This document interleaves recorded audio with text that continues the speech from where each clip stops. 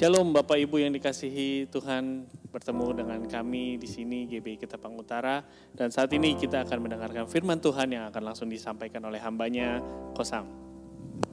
Ya, shalom, selamat sore Fran ya. Shalom.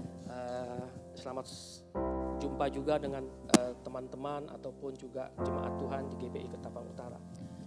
Saudara, saya yakin dan percaya selama beberapa waktu ini kita berdoa semua di rumah ya.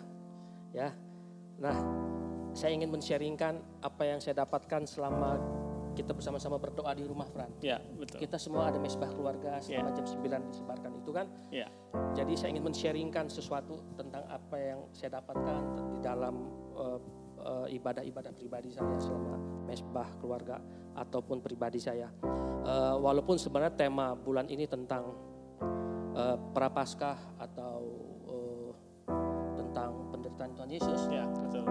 Tapi saya ingin men-sharingkan tentang pesan Tuhan hari ini yang berjudul tinggallah di dalam wilayah kerajaan. Oh, luar biasa. Ayat pembukanya itu tentu saja kamu ingatkan Frans, Matius 6:33 ya. Ya. Sebab itu Carilah dahulu betul kerajaan Allah dan kebenarannya. Saudara, yang pertama yang Tuhan ingatkan kepada kita semua ya, pada situasi seperti sekarang ini, situasi yang membingungkan, situasi yang bikin galau ya. Tuhan ingatkan kita untuk tetap tinggal di dalam wilayah kerajaan surga. Yes. Saudara, semua negara ya di bumi ini, apakah itu kerajaan atau republik, mereka itu punya wilayah. Ya. Mereka itu punya wilayah, dan sebuah negara nggak bisa sembarangan masuk ke dalam wilayah negara orang lain. Ya. Demikian juga kita harus tahu bahwa kerajaan sorga itu juga ada wilayahnya. Saudara, dan wilayah itu penting. Kenapa itu penting? Ya, Anda ingat pada waktu kejadian di Mesir, pada waktu Tuhan mengirimkan 10 tulah kepada orang-orang Mesir. Tetapi Alkitab katakan itu tulah ya, yang namanya lalat pikat, kodok, ya kan, belalang, hujan es, macam-macam. Itu semua itu yang terjadi bagi orang yang terjadi menimpa orang Mesir. Tetapi secara ajaib, ya Alkitab katakan di wilayah orang Israel, waktu itu mereka tinggal di wilayah yang namanya Goshen. Alkitab katakan, tetapi di wilayah Goshen nggak ada tulah. Di wilayah Goshen nggak ada terjadi yang namanya kegelapan, sampar, atau apapun juga. Nah, pesan Tuhan yang pertama ini untuk ingatkan kita pada masa-masa seperti ini ya, Bapak Ibu, saudara-saudara sekalian. Yang pertama, saudara, jangan tinggal di Mesir. Ya, jangan tinggal di luar wilayah kerajaan Allah. Anda jangan tinggal keluar dari Goshen. Karena di dalam wilayah Israel, di dalam wilayah Goshen ada perlindungan Tuhan. Amin. Di wilayah Israel selama mereka tinggal di Goshen, ada awan Tuhan yang melindungi mereka dari semua tulah, sehingga semua kejadian, semua hal yang menimpa Mesir itu, tidak terjadi dalam wilayah mereka. Hidup mereka tetap ada berkat Tuhan, ada perlindungan Tuhan. Nah, that's it. Karena itu saudara, saya ingin bagikan satu hal ini kepada Anda. Yang pertama yang Tuhan ingatkan kepada kita ya, yaitu tinggallah di dalam wilayah kerajaan surga. Dan itulah maksud dari Matius 6:33 itu ya. Dari ayat itu bilang, sebab itu carilah dahulu kerajaan Allah dan kebenarannya. Yes. Gitu. Maka semuanya itu akan ditambahkan kepadamu. Amin. Seringkali kita menerjemahkan ayat itu, semuanya itu enggak betul berkat secara jasmani, materi, tapi enggak itu juga, banyak hal. Semuanya Tuhan tambahkan. Amin. Penyertaan Tuhan, perlindungan Tuhan. Amin. Artinya kita mencari kerajaan Allah adalah kita tinggal di dalam wilayah kerajaan Allah itu. Jangan pergi kemana-mana. Nah, saudara, menarik ya kalau saya pikir ya, zaman-zaman sekarang ini ya, Fran. Kita semua kan katanya isolasi, lockdown ya kan? Kita isolasi, betul. Secara fisik kita isolasi, kita gak boleh tinggalin rumah. Tetapi juga secara rohani kita juga harus tahu kita harus mengisolasi diri kita supaya kita jangan keluar dari perlindungan Tuhan. Amin. Rumah itu adalah rumah Tuhan, Yes. bait Allah, rumah kita, territory of the kingdom of God. Yes. Jangan kita keluar dari wilayah kerajaan Allah. Itulah arti isolasi yang sebenarnya. Bukan hanya hari-hari ini, Fran, Ya. tetapi hari sekarang maupun ke depan.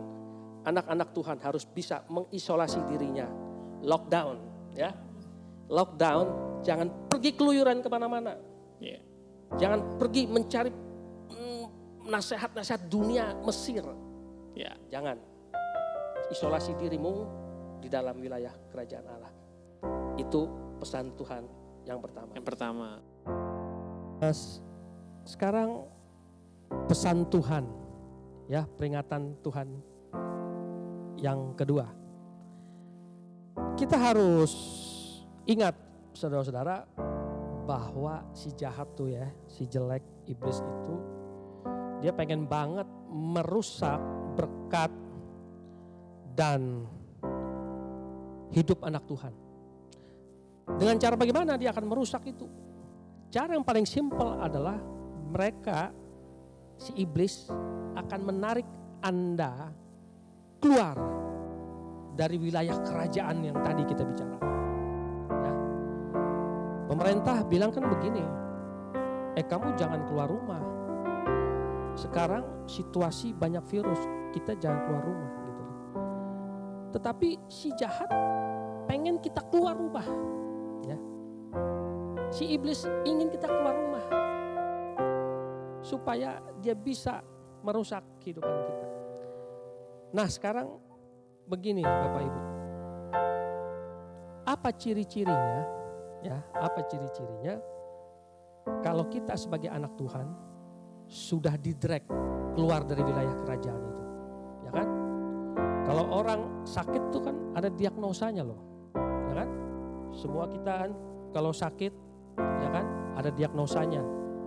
Apakah Anda demam atau apa atau radang, kita merasa diri kita gak enak. Ya. Nah, hari ini firman Tuhan mengingatkan kepada kita, ya, bagaimana kita bisa mendiagnosa diri kita bahwa kita masih tinggal di wilayah kerajaan itu. Kita buka firman Tuhan, ya. Boleh teman bantu saya, Fran, Roma 14 ayat 17. Roma 14 ayat 17 firman Tuhan sebagai berikut. Sebab kerajaan Allah bukanlah soal makanan dan minuman, tetapi soal kebenaran, damai sejahtera, dan sukacita oleh Roh Kudus. Amin.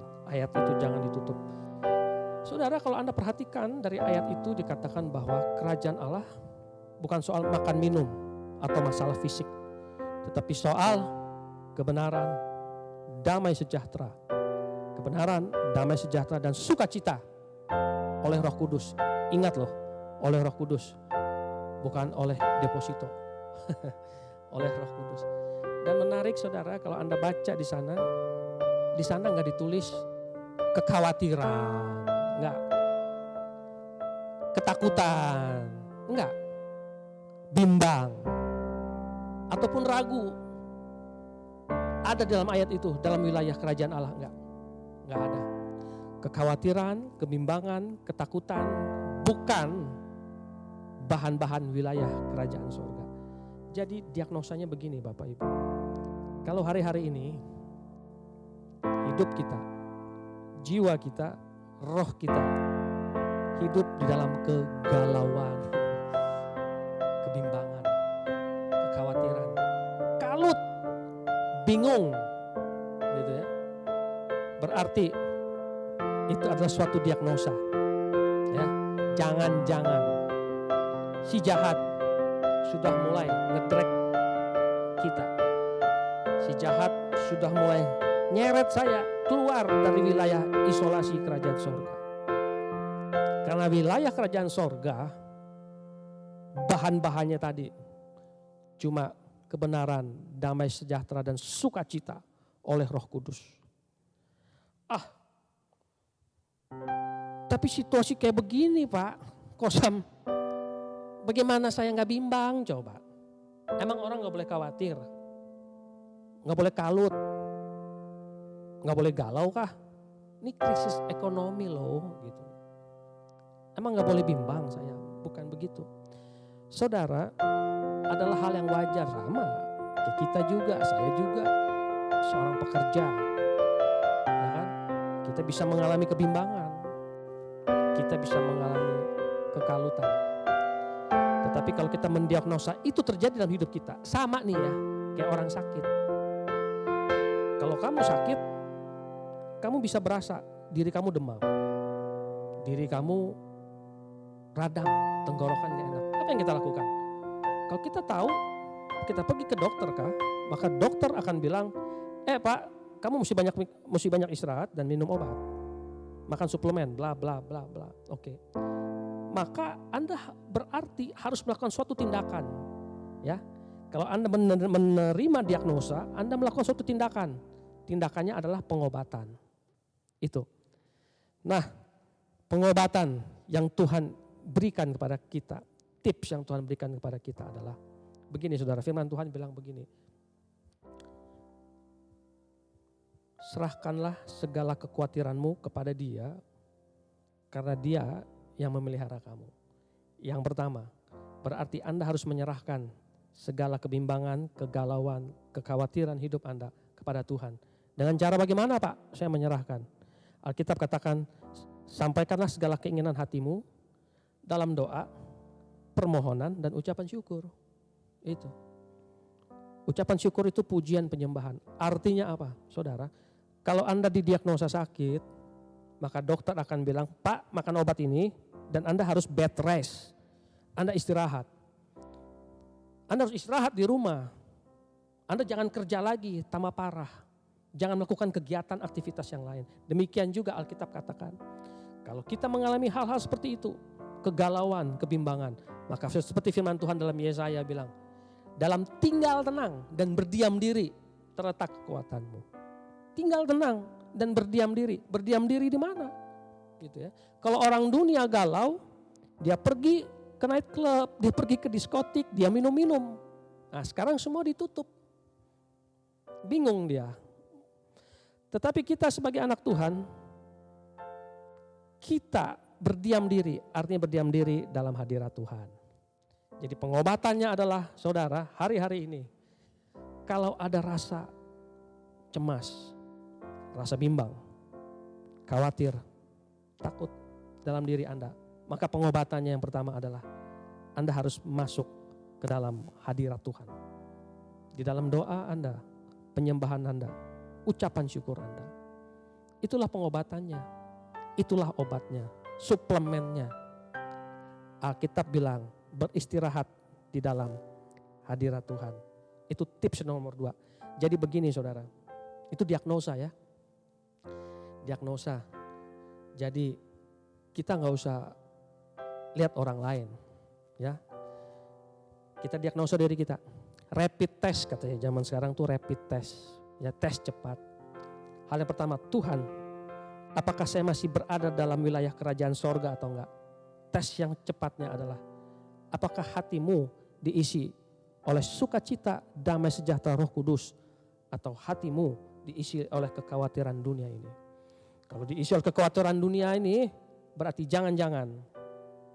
Nah, ini saya kalau melenceng dari kamera saya hilang nih kayaknya nih. Di luar wilayah teritori. Ya kan, saya sudah mulai melenceng. Berarti hati-hati. Ya, hati-hati. Diagnosa yang pertama, Anda harus kembali dalam wilayah kerajaan sorga. Saya kembali fokus kepada kamera di depan. Ya, dengan cara bagaimana? Doa. Dulu pendeta saya sudah meninggal, sering bilang, banyak berdoa, banyak berkat. Sedikit berdoa, sedikit berkat. Tidak berdoa, tidak ada berkat. Ya, saya mau katakan begini juga saudara. Banyak berdoa, hilang khawatir. Ya. Sedikit berdoa, banyak khawatir. Jadi lawan katanya, sedikit berdoa, banyak kekhawatiran. Sedikit berdoa, banyak kecemasan. Banyak berdoa, sedikit khawatir, lebih banyak berdoa, maka hilang kekhawatiran. Karena itu saudara, mari hari-hari ini kita diagnosa diri kita. Apa yang menyelimuti roh kita hari-hari ini? Kalau Anda tinggal di dalam wilayah kerajaan, maka harusnya isinya adalah kebenaran, damai sejahtera, dan sukacita. Kacau ekonomi, situasi sulit, betul. Tapi tetap ada sukacita. Bukan karena deposito, tetapi sukacita oleh karena Roh Kudus. Itu diagnosanya. Ya. Nah, sekarang kita akan lanjut ke diagnosa yang kedua. Ya. Tadi seperti janji saya, Fran, bahwa saya akan memberikan tips diagnosa kita bahwa kita masih berada di wilayah kerajaan. Ya, diagnosa yang pertama tadi. Sekarang yang terakhir, yang kedua. Boleh bacain saya Roma 10 ayat 8. Roma 10 ayat 8 firman Tuhan sebagai berikut. Tetapi apakah katanya ini? Firman itu dekat kepadamu, yakni di dalam mulutmu dan di dalam hatimu. Itulah firman iman yang kami beritakan. Oke, amin. Ya, firman iman itu artinya firman kerajaan yang lagi kita bahas hari ini. Bahwa firman iman, firman kerajaan itu ada suatu kuasa yang mengalir di dalam firman kerajaan itu. Nah, saudara, ada banyak kita sebagai orang Kristen. Ada banyak kita tuh gak sadar. Ya, kita tuh gak sadar bahwa sebagai orang Kristen, Tuhan sudah menyediakan kuasa kerajaan. Kuasa kerajaan dalam diri kita. Ya, kuasa firman di dalam diri kita. Di mana kuasa itu ditempatkan? Coba Fran, kasih saya bacain ayat Mazmur 8 ayat 3 ya. Mazmur 8 ayat yang ketiga firman Tuhan sebagai berikut. Dari mulut bayi-bayi dan anak-anak yang menyusu telah kau letakkan dasar kekuatan karena lawanmu untuk membungkamkan musuh dan pendendam. Amin. Nah, kamu kan punya anak balita, Fran. Iya. Punya anak kecil. Masa iya sih? Si anak saya masih kecil, snap-snap bisa bungkam orang, bisa bungkam musuh. Saudara, tentu saja ini bukan saja berbicara tentang anak-anak secara fisik. Tetapi dalam pesan firman Tuhan ini berbicara tentang anak-anak, berbicara tentang secara rohani. Apa artinya anak-anak kecil dan anak-anak yang menyusu itu berbicara tentang orang-orang Kristen rohani yang baru bertobat. Petobat baru, ya, mereka baru dibaptis, mereka baru kenal Tuhan. Alkitab Paulus titip pesan begini kepada jemaat, hendaklah kamu sama seperti bayi yang baru lahir, yang rindu akan air susu murni untuk pertumbuhan. Air susu murni itu adalah firman. Firman Tuhan yang hari ini kita bahas. Siapakah anak-anak bayi itu? Anda orang Kristen yang baru bertobat, yang penting Anda sudah terima Tuhan. Walaupun Anda baru terima Tuhan. Masih kecil katanya Fran. Masih sekolah minggu Fran. Tapi asalkan kamu percaya Tuhan, dengar firman Tuhan, Tuhan sudah kasih modal kuasa di dalam diri kamu. Ya, Anda sebagai jemaat Tuhan harus ingat hal itu. Amin. Tuhan itu baik banget. Ya, saya bukan pendeta besar, saya bukan hamba Tuhan yang terkenal. Enggak apa-apa. Tuhan kasih kita modal kuasa dalam diri kita. Dan Alkitab tadi Mazmur 8 ayat 3 katakan, di mana kuasa itu diberikan? Di dalam mulut. Alkitab katakan di mulut kita loh saudara. Di mulut bayi-bayi dan anak menyusu. Walaupun kita petobat baru, walaupun kita baru kenal Tuhan, tapi kita sudah percaya Tuhan dibaptis. Tuhan kasih modal senjata buat Anda. Dan modal itu adalah ada di mulut Anda. Nah, diagnosa yang kedua nih. Ya. Ini peringatan dari Tuhan buat kita semua hari-hari ini saudara. Ada banyak orang hidup tetapi mereka sembrono dengan mulutnya. Ya. Mereka sembrono dengan perkataannya. Semua hal dicaci maki. Semua hal disarkastik. Omong-omongannya sarkas. Semua hal dibikin nyinyir. Ya, apapun diomongin, dikatain. Saudara, saya katakan begini saudara. Kan kamu ada pernah dengar firman Tuhan ya Fran ya. Hidup dan mati dikuasain apa itu kemarin itu. Iya betul. Siapa suka menggemakannya akan memakan buahnya saudara.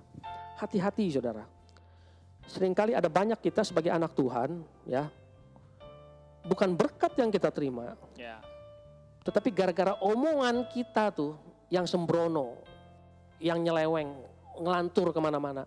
Akhirnya bukan berkat yang diterima, malah akhirnya penghukuman yang kita terima. Ya. Nah, saya ingin ingatkan kepada jemaat Tuhan, kepada kita semua, Fran, satu cerita di Ya. Alkitab, ya. Ya, kamu bisa tebak nih cerita apa. Ya, suatu kali ada seorang imam, dia melayani Tuhan. Kalau namanya imam itu berarti kelas tinggi tuh. Ya. Ya, mereka melayani di tempat kudus. Orang kudus berarti. Melayani tempat kudus, iya. Bukan jemaat awam, Ya. bukan ecek-ecek nih, bukan sekolah minggu. Suatu kali dia melayani Tuhan di tempat kudus, dia ketemu malaikat. Ya. Dan malaikat itu bilang begini, hai, adegannya seperti inilah kira-kira, ya.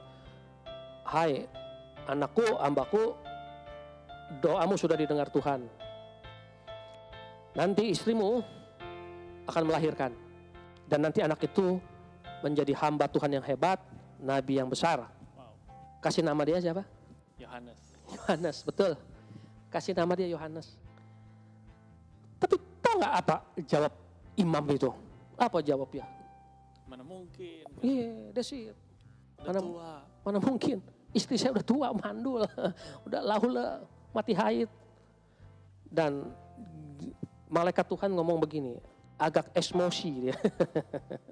Dia bilang begini, akulah Gabriel, Ya. messenger of God, duta Yahweh, pembawa pesan Tuhan. Gue nggak mungkin ngomong sembarangan, Ya. ya. Karena kamu nggak percaya dengan omongan saya itu, oke. Hari ini juga hukuman turun, kamu jadi Bisu dia. bisu. Dengar baik, saudara. Melayani Tuhan di tempat kudus, tapi dapat hukuman. Mau nggak sih kita begini hidup? Enggak lah. Enggak lah ya. Kita maunya dapat berkat aja lah. Jangan dapat hukuman dari Tuhan gitu Yes. loh. Tapi ini mau dapat berkat aja, hukuman yang turun dulu. Ya. Karena apa? Karena lidah. Karena omongan. Ya. Bukan karena kelakuan dia jahat. Ya. Dia baik. Tapi karena omongannya yang salah di hadapan Tuhan. Omongan yang negatif. Omongan yang bilang, mana mungkin saya laule, saya sudah tua. Dan akhirnya malaikat menjatuhkan hukuman. Mulutmu jadi bisu. Saudara, jangan-jangan nih ya, kita sebagai anak Tuhan ya. Banyak kali hidup kita tuh melayani Tuhan. Kesana kesini capek melayani Tuhan katanya, sibuk. Hari ini WL, hari ono khotbah, hari ono ngajar sekolah minggu, kira-kira begitu. Tapi kok hidup saya kayaknya merana ya. Bukan berkat yang saya terima. Tapi hidup tuh kayak dapat hukuman, bisu. Saudara, Anda tahu sebagai anak Tuhan, bisu ya. Bukan bicara, bukan artinya cuma mulut Anda gak bisa ngomong, bukan. Tetapi bicara bisu, sebagai anak Tuhan bisu, itu artinya saudara, Anda hidup tanpa kuasa. Ya. Karena mulutmu itu berkuasa. Karena lidah berkuasa. Lidah berkuasa. Yes. Dia bikin bisu. Engkau gak punya kuasa hidup. Ya. Itu yang parahnya. Kalau kita gak punya kuasa hidup, dunia menggeser Anda kemanapun juga, Anda terombang-ambing. Tuhan Yesus nengking danau dengan mulut. Diam, tenang. Ya. Ada kuasa. Ingin ribut. Dia tengking, dia kutuk pohon ara dengan mulut. Yes. Ada kuasa. Kalau kita hidup orang Kristen punya kuasa, kita bisa menengking situasi. Tuhan, badai ini berlalu dalam nama Tuhan Yesus. Tuhan, sakit kami, situasi kami, wilayah kami, Engkau berkati. Kita bisa lakukan itu. Yes. Tetapi pada saat hidup kita tanpa kuasa, bisu ya, Ya. bisu. Maka artinya, hati-hati, hidup kita tidak ada penyertaan Tuhan, tidak ada berkat Tuhan. Dan karena itu pesan Tuhan hari ini buat kita semua. Saudara, jaga mulut Anda. Jangan sembrono bicara. Kalau enggak ngerti apa-apa mendingan diam. Yes. Enggak ngerti apa-apa mendingan diam. Karena itu tips terakhir yang ingin saya bagikan. Bapak Ibu jemaat Tuhan, tips yang paling gampang kita bisa lakukan, Fran. Ya. Dimanapun kita bisa lakukan. Ya. Tips yang paling gampang adalah karena itu, biarlah mulut kamu, mulut kita, mulut Anda dan saya, Yes. kita latih bukan untuk memperkatakan hal yang negatif, Ya. memperkatakan hal yang sembrono, yang sembarangan, yang akhirnya membuat iblis punya alasan untuk mendakwa kita. Ya. Karena kita ngomong sembarangan, nyinyir sembarangan, ngutuk sembarangan, sarkas sembarangan, ngomongin orang terus, ya kan, ngomongin kejelekan orang terus. Akhirnya iblis punya alasan untuk mendakwa kita, dan bukannya berkat, malah hukuman. Nah, kan itu tips yang mau saya katakan bagi Anda. Firman Tuhan dalam Yosua bilang, jangan engkau lupa untuk memperkatakan Firman. Taurat. Betul. Taurat. Taurat itu firman Tuhan. Betul, betul. Nah, karena itu kita kan di gereja udah dibagiin ya. Ya. Firman Tuhan dari kemarin. Mazmur Mazmur 91. Biarlah Anda mengisi hari-hari Anda dengan memperkatakan Yes. Mazmur itu. Kalau boleh juga, Mbok ya hafalin, ya kan? Ya. Hafalin.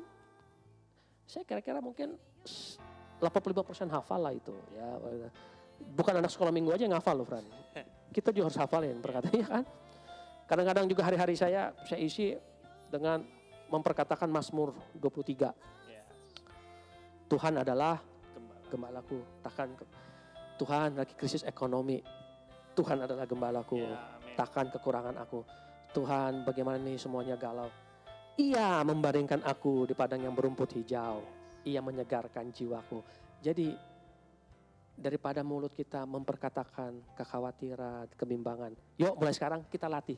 Ya. Kita sama-sama latih nih. Ya, semuanya kita, yang besar, yang kecil, jiwa baru, jiwa lama, anak menyusu ataupun yang sudah dewasa rohani.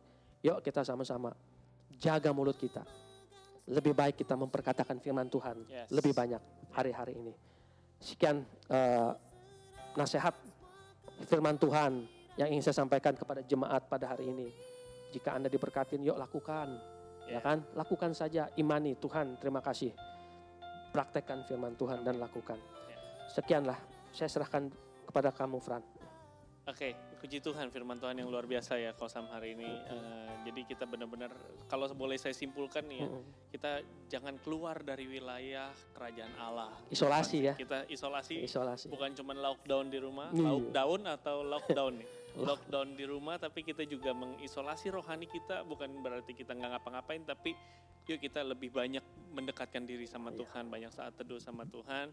Itu yang pertama, dan kita coba mulai rapid test rohani kita nih, apakah kita ada kekhawatiran, kecemasan, kebingungan mungkin di masa-masa seperti ini. Memang secara manusia pasti kita galau, pasti kita bimbang, tapi kita percaya Tuhan Yesus yang akan memberikan damai sejahtera buat kita. Itu yang pertama. Dan yang kedua, rapid test yang kedua adalah jaga perkataan kita. Jangan gunakan lidah kita untuk memperkatakan yang negatif, tapi yuk kita membagikan firman Tuhan, kita bagikan kebenaran firman Tuhan, dan itu yang menguatkan sesama kita, menguatkan saudara-saudara seiman kita.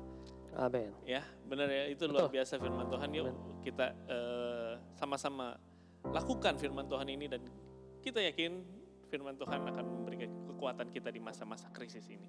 Yuk kita berdoa. Tuhan Yesus, terima kasih Tuhan buat firman-Mu pada pagi hari ini. Biarlah firman yang Tuhan berikan, Tuhan sampaikan boleh menjadi kekuatan buat kami melewati masa-masa krisis ini, melewati masa-masa isolasi kami, masa-masa karantina kami. Dan kami yakin percaya Tuhan, masa-masa ini bukan menjadi hal yang buruk, tapi menjadi suatu kebaikan. Dan kami yakin ini adalah masih proses, belum hasil akhir. Dan kami yakin dan percaya firman Tuhan menyertai kami, dan Tuhan pasti selalu menyertai kami di dalam masa-masa ini. Dan kami akan keluar sebagai pemenang. Biarlah kami boleh menjadi pelaku-pelaku firman-Mu ya Tuhan. Di dalam nama Tuhan Yesus Kristus kami sudah berdoa dan mengucap syukur. Haleluya. Amin. Shalom jemaat Tuhan, Shalom. sampai jumpa lagi. Tuhan Yesus memberkati. Tuhan berkatin kita ya. God Tetap bless. sehati, jaga kesehatan Salam sehati. jasmani dan rohani Anda. Tuhan Yesus berkatin. Tuhan memberkati engkau dan melindungi engkau. Tuhan menyinari engkau dengan wajahnya dan berikan engkau kasih karunia. Tuhan menghadapkan wajahnya kepadamu dan berikan engkau damai sejahtera. Di dalam nama Yesus kami terima berkat Tuhan saat ini. Mari semua yang diberkati Tuhan sama-sama katakan amin.